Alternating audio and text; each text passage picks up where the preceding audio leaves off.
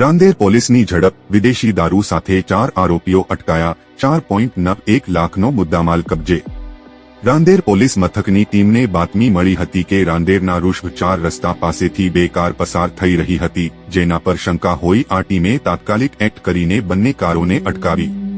આ કારોમાં સવાર મધ્યપ્રદેશના 3 આરોપીઓ અશોક જયરામ દ્વિવેદી, રત્નપાલ રુદ્રપાલ સેન અને રામભજન સેનને સુરતથી વલસાડ જતી રસ્તે પકડવામાં આવ્યા।